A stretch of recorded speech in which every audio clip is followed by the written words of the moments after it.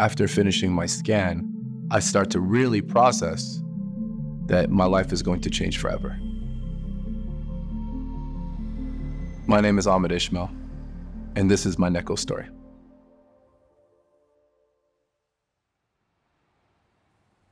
Being raised in Toronto from immigrant parents, I knew that you're a day late and a dollar short on everything, right? You wake up every morning, you're in a new country, you're trying to acclimate yourself. So you think that all these people that are established are so far ahead of you that you're constantly working harder just to keep up.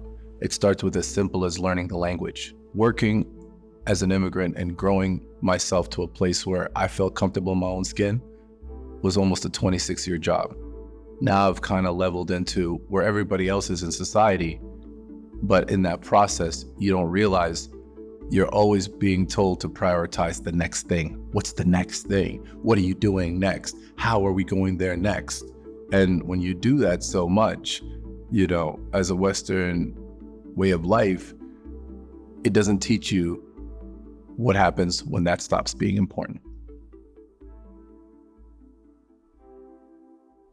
If you're an entrepreneur, or if you're somebody who builds their life off of inspiration, after a while, you figure out what your favorite things are. For me, I have a list of certain places that kind of spark my creativity or spark my ingenuity. All year, I was just trying to motivate myself, just get to Sweden. It was so stupid, but I would say it all the time, just get to Stockholm, get to Stockholm. So I would use that to finish all the work that I had to do in Toronto so I can unplug in Stockholm. And one thing I like about traveling is I don't have my car with me, so I can walk. So I was able to walk for 6 hours one night and see all of Stockholm and have this great time. And I remember I have vividly this picture where I'm over this cliff, and I felt at that photo when I took it that I was in my best condition I've been in a long time. So I was really happy until the next day. I have a couple more meetings that my friends have set up for me. So one of the meetings just said Neko Health. When I walked in, it felt like a sci-fi movie. There was no waiting room. There was nobody before me. There was nobody after me. I think there was 2 or 3 people helping me even get ready for my appointment. There were medical professionals. I walk in and it's not the typical mundane white. There's a lot of mood lighting. There's just differences. There wasn't the same fear that you go into a doctor's office that, hey man, I wish I can ask these 3 questions, but I'm probably going to get to ask 1. So you sit there and you try to prioritize which one that you're going to ask type of energy. And as I'm trying to figure out these things, the process is so seamless, I'm not registering that I don't really have to ask these questions.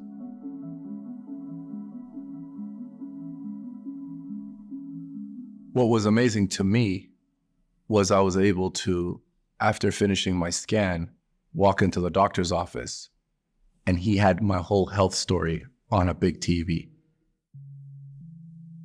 It was the first time I ever got to see a digitized chart of all my different check engine lights and which ones I was avoiding, which ones I was not paying attention to.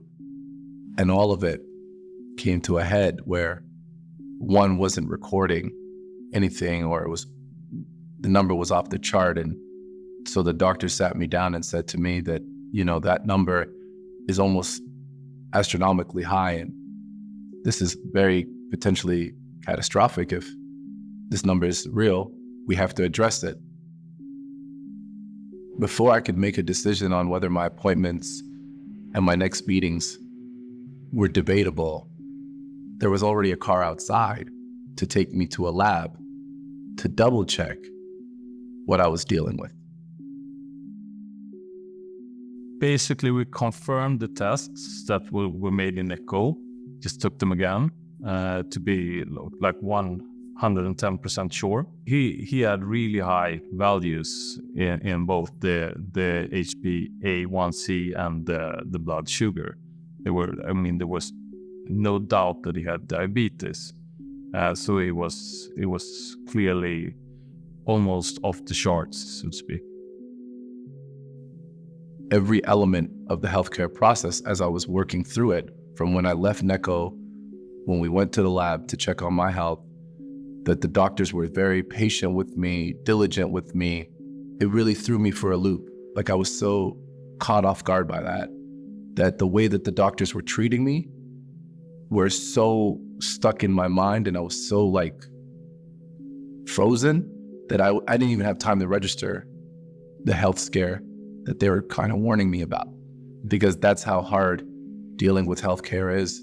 After a while, you become enamored with that. When the doctor said, yes, I do think that you have a real serious case of diabetes that has been unchecked, and we've went back 6 months in your bloodstream to see that this is not just a number that spiked today, but you've been, undiagnosed or for so long. It was the first time that I heard a medical professional tell me that. And a couple of years, you do the big checkups. Every couple of months, you check up in your local doctors. But the emphasis and the quick access to that information for them to make a judgment call, where I was immediately hospitalized for almost 3-4 days, is something that would never happen where I'm from. To go from being scanned and being detected for diabetes to having an independent verification process of that in the lab, to being sitting in a hospital bed in the ER, that process took 1 hour and 20 minutes to be at 3 different places in Stockholm. I think I remember speaking to the doctors, and they were asking me a lot about all the different symptoms that could lead to this diagnosis, and you would have been able to pick up on it. And what was really interesting to me is, as they were listing those symptoms, I faintly either felt them or don't recall ever feeling them, because of the fact that I've always neglected prioritizing my health over my work. So I would just chalk it up as a headache.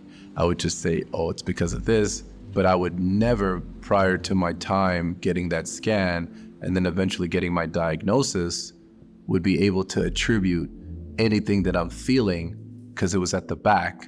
But then now I keep the things that I'm feeling at the front, and I'm able to come to an understanding of what that means, because then I ask myself, why am I feeling this? I write it down, and then I learn that, oh, well, that's because I'm low on sugar, or that's because of this. But I was never prior to able to pick up on any of the symptoms that would have been able for me to kind of catch this, because, that was not my focus. Now I'm sitting at the hospital bed. I have the diagnoses, the doctors, everybody knows what's going to happen. And I'm getting closer to being discharged, right? So then you're charged up, you feel strong. And then the first thing I said when I was diagnosed and I was being discharged is, I'll never drink another soda. I'll never eat any more fast food. And that was true for about 3 weeks, maybe even 10 days, maybe even 3. Thank you. The ketchup's in the bag? Yeah, ketchup in the bag. Thank you. Thank you. Have a good one. I still have these urges of eating things that are not good for me. And sometimes I still can't fight them, but I'm not beating myself up about it. But I know it's not happening in the way that it used to happen, where it was every day. You start to see, when you really get charged up about fixing your health, you go all in. And then when you go all in fixing your health, you crash, because it's supposed to be a gradual step. I think more than anything, what this experience with Neko was a tool for me to be very aware of myself, to learn how to, understand my journey, and understand that, like, now that you have the information, you can't ignore it. And it's up to you to kind of balance yourself and calibrate and build a life that works for you long term as you kind of get older.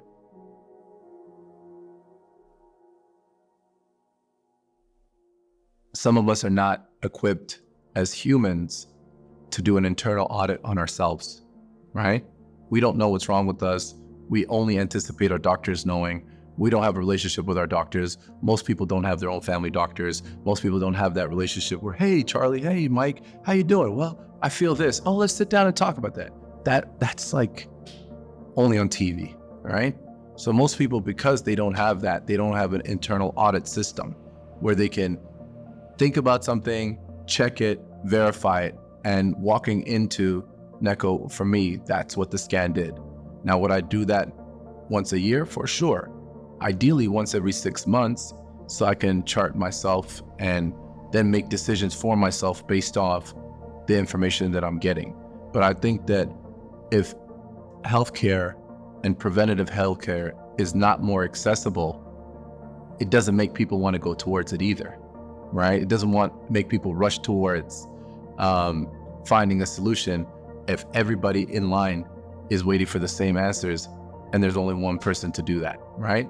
So what was encouraging for me that didn't discourage me about working on my health was how accessible it was. And I think the barriers were so low that I had to try this. And now I'm trying to work on my health because it's easier once you find out the core of what you need to know. Then it's like just maintaining. It's like an oil change versus a brand new engine.